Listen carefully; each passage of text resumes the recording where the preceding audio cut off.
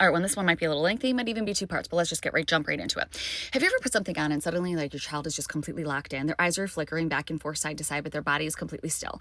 They won't even respond to their name. Yeah, same. And it's not just your learner being really into it. That's their brain working overtime to keep up what's going on. That is what I would label as high stimulation TV. That's when there's fast cuts, there's bright lights, there's constant movement, and there's loud sounds.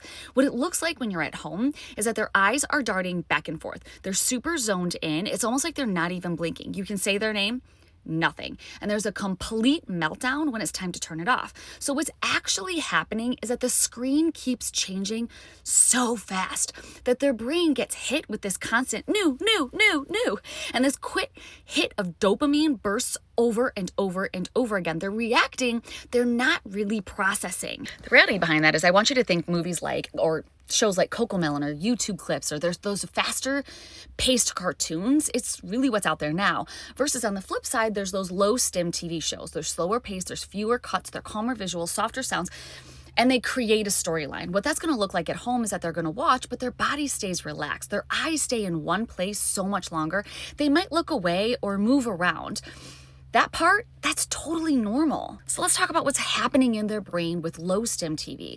They have so much more time to process what they're actually seeing. They're following a story instead of chasing those images. They're building attention and language, and their nervous system stays so much more regulated. Yeah. Think Sesame Street, Mr. Rogers, nature shows, and just generally slower cartoons. Things that we were probably raised on. So now let's talk about why are their eyes darting back and forth? Why are their eyes doing that? With the high stimulation, their brain is basically saying and going on like, wait, what's next? Wait, what's that? Wait, don't miss that. Don't miss that. Oh, something's happening over there. Every quick cut is going to equal a new thing for our learner to have to track. So their eyes aren't going to be settling. They're constantly scanning. And now let's talk about how this translates. Like, what does this really mean in real life, Alicia? Why do I care about low stim and high stim? Low stim is going to be easier to turn off that TV. You're going to get smoother, easier transitions, less battles. You're going to build focus over time. You're going to support language and understanding.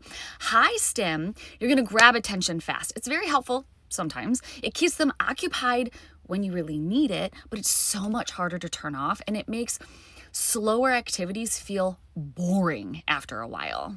And that's going to help me transition into the reality of low stim and high stim have their places, but not in today's reel. I want to create another reel, just so this one isn't so lengthy, to talk about when we need to use, or when it would be a good idea to use low stim and high stim TV, because they're not bad inherently.